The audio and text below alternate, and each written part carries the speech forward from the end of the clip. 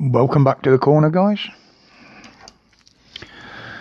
Well, today, let's just light this up. Now,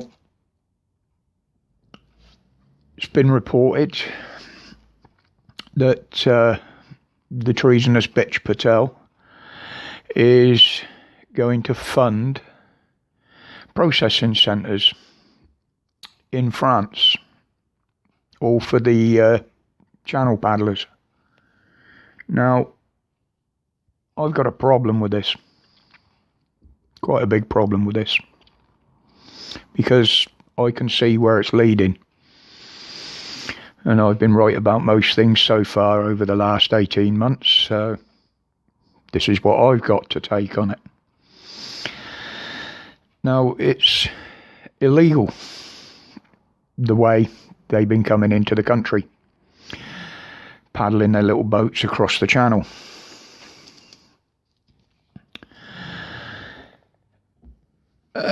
So they will get as far as France now, end up in a processing centre where they will be doing exactly what they're saying, processed. Yeah, it'll stop the dinghies coming. But once they've been processed, what happens then? They'll be put on ferries. They'll be put on trains, all at our expense, by the way, and still brought to this country. The only difference is they'll be processed over there, which makes it legal, rather than processed here, which makes it illegal. Now do you see my problem with this? Absolutely nothing will change. The only difference is they'll be cutting out the smugglers. They'll be cutting out the middlemen. Patel will import them directly, because that's what they are, imports. And again, we will be left to pay for this, not the French, nobody else, us. And you think we don't see this, Patel? You profess to be an educated woman. You've got to realise the French don't want them. They'll let them into their country from the other end, but they don't want them. And they will just be shoved back onto us, no matter what you do. Until you take direct action to stop them coming, you might as well just sit back and relax and enjoy the extortionate amount of money you draw from the public coffers. Well, that's my view on that one. I can see it coming. They're illegals, so we'll make them legal. Doesn't change the fact that we still haven't got room for them. We still haven't got the money to keep them. You disgust me, Patel. You really do. So, what else we got?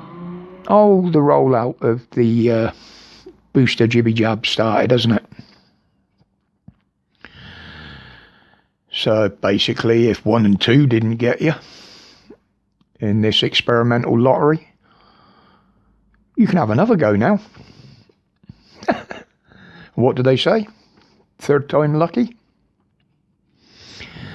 And you don't even have to worry about the third one, because if that one don't get you, you can have another go in March, April next year. But not to worry, don't matter how many take, you can still catch it. Now, yesterday I was looking through some videos and watching some news reports, and I saw the perfect example of two-tier policing. Now, we've all seen the ones that I now call the quilt people, insulation or whatever they're called. Bunch of idiots. Blocking up the M25 again by sitting down in the road. What do the police do?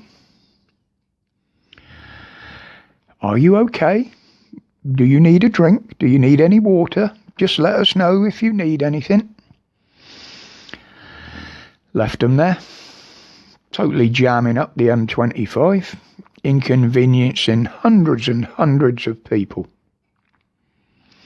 Yeah, they arrested a few in the end, and rightly so, because that is against the law to block the highway like that.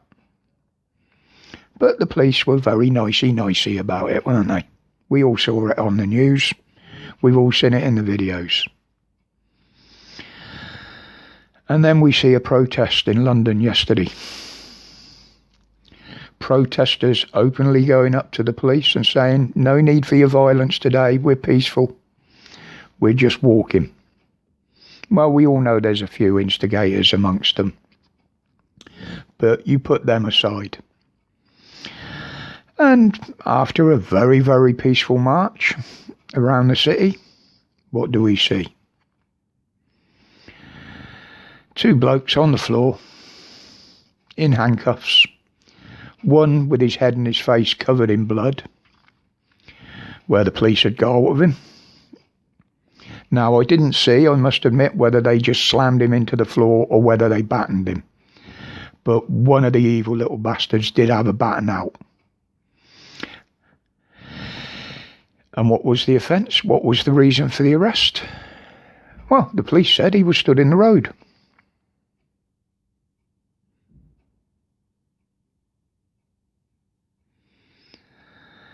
The Met are totally out of control. I blame Cressida, Dix and Patel for this. They're the ones that are supposed to keep them reined in. And how the police can say they're standing there for the protection of the public is beyond me. And I've said this time and time again. Standing there shouting shame on you does absolutely nothing. The only thing they'll take notice of is direct action. And you've got to remember that there's many more of us than there is of them. Shouting at them, talking to them, absolute waste of time. They're just good little government drones that won't listen. Even if you've tried to persuade them that they're doing wrong, they're not listening. They're just following what they're told to do. And I really, really hope this will be their downfall. I've said it time and time again. We do need a police force in this country. But not these box-ticking little wankers we've got now. You're the laughing stock. You really are. Well, I'll leave all the news there for now, people. I was late getting up today, so I haven't seen a lot of reports today. But guys, brilliant yesterday. Over 130 comments in there on the channel. It's the same, the subs don't grow as quick as the comments. It really is. We've got some wonderful people in this channel. And I've got the utmost respect for all of you. I really have. Some of the comments do brighten my day. But I'll leave it there. It's Friday. I usually have a couple of mates over on a Friday. One or two don't work Fridays because, like me, they do a bit of work evenings and weekends. So we get together and have a bit of a catch-up if they're about. So until then, my respects to you all. As always, I say it on every video because I mean it. Thank you for your support, as always. And until the next one. See if we can get it right today, shall we? Stay safe, stay strong, and stay free from the tyranny and oppression that these arseholes are putting out. Respects you all. I'm gone.